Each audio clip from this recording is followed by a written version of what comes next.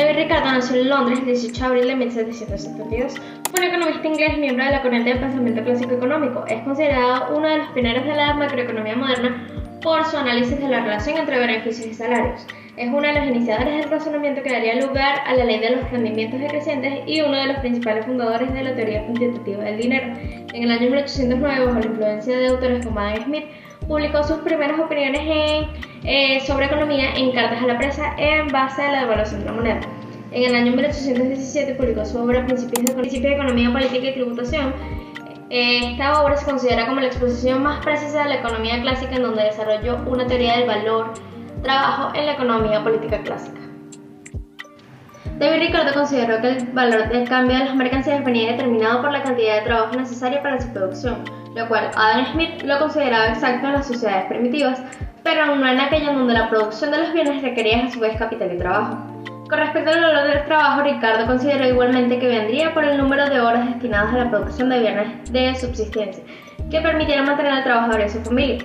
El salario determinado por el mercado a través de la oferta y demanda de trabajo podía coincidir o no con este salario natural, pero oscilaría siempre alrededor de él, de tal forma que si ambos salarios no coinciden, se producirían movimientos de crecimiento o descenso de la población según el salario de mercado sea superior o inferior al natural, manteniéndose por tanto entre ellos una tendencia de equilibrio. De acuerdo con esta idea, si el salario sube más de lo estrictamente necesario, la población aumentará y al haber mayor oferta laboral, los salarios bajarán. Por el contrario, si los salarios son inferiores a lo estrictamente necesario, la población disminuirá, provocando con ello una escasez de mano de obra y por consiguiente un aumento de salarios. Teoría de la renta diferencial. David también dedicó gran atención al tema de la renta de las tierras. La tesis es que mantiene que la renta de la tierra es debida a la diferente fertilidad de la misma y a la ley de los rendimientos decrecientes.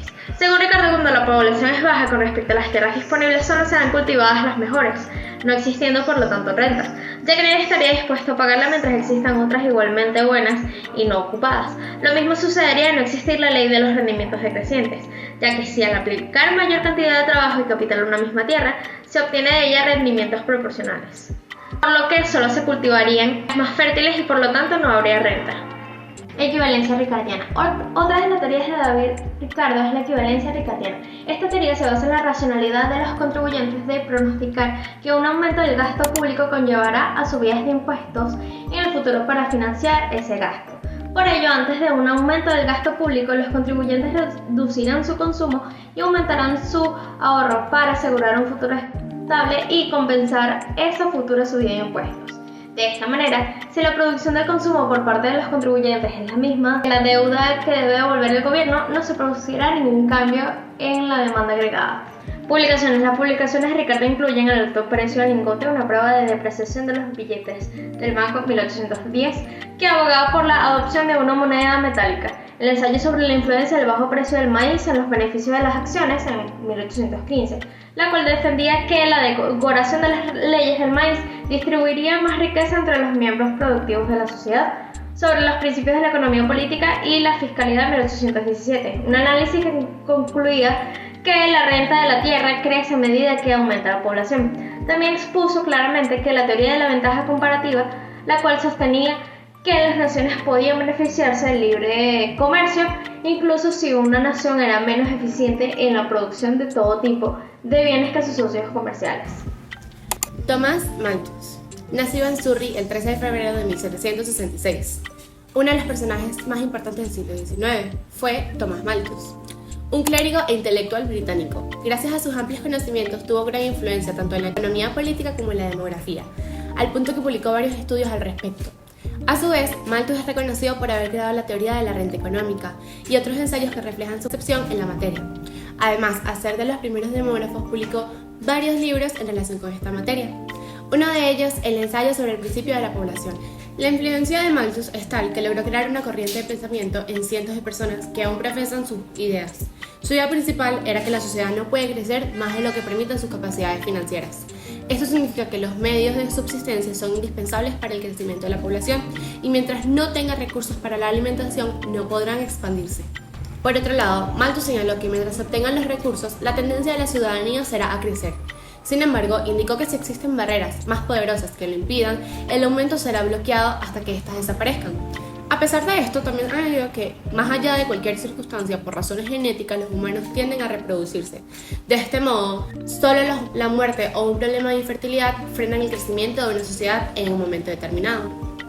Otra de las ideas de Malthus era que si una fuerza superior logra interrumpir el aumento de la población, lo único que provocarán es pobreza. Por ende, la reproducción es uno de los elementos más importantes para el avance de una civilización. De esta manera, la vejez llevaría a los más ancianos y dejaría a una nación con una debilidad muy grande.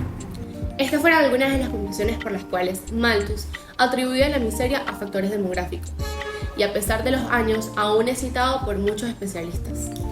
La obra de mayor importancia de Malthus y que lo catapultó a la fama fue el ensayo sobre el principio de la población, en lo que afecta al futuro de la sociedad. En este libro se planteó la teoría que expresa las razones de la existencia de la pobreza en el viejo continente. En consecuencia, esta visión causó mucho revuelo en los lectores y académicos que mostraron su conformidad o desacuerdo con el material. Sin embargo, no cabe duda que este proyecto transformó por completo la percepción sobre la pobreza. Años después, publicó Principios de Economía Política para su aplicación práctica. En esta obra, Malthus expresa cómo debe ser manejada la economía para incentivar el consumo privado mediante el empleo público. A su juicio, esta es la mejor manera de salir de la crisis financiera, incrementando la demanda para facilitar la dinámica del mercado. Por ende, muchos dicen que estas ideas fueron la base de lo que desarrolló años después Keynes, con su propia teoría y que ha servido de ayuda para diversos gobiernos.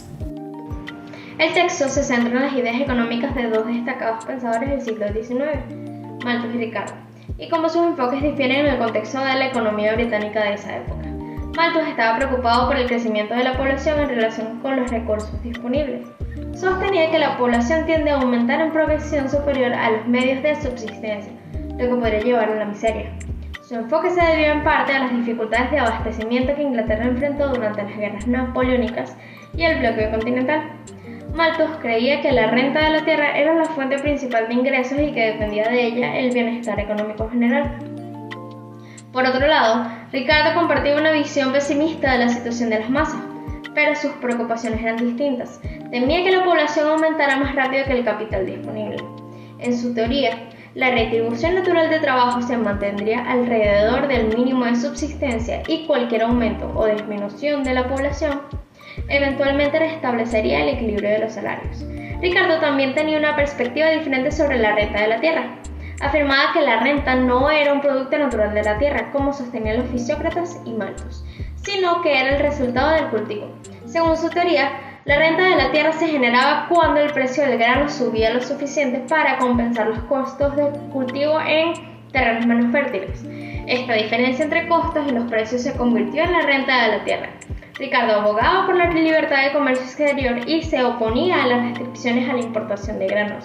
Sin embargo, sugería un arancel proteccionista limitado para la agricultura, pero de manera gradual, para aliviar cargas tributarias especiales que enfrentaba en ese momento. En resumen, Malthus y Ricardo compartían una visión pesimista de la situación económica, pero sus preocupaciones y soluciones eran distintas.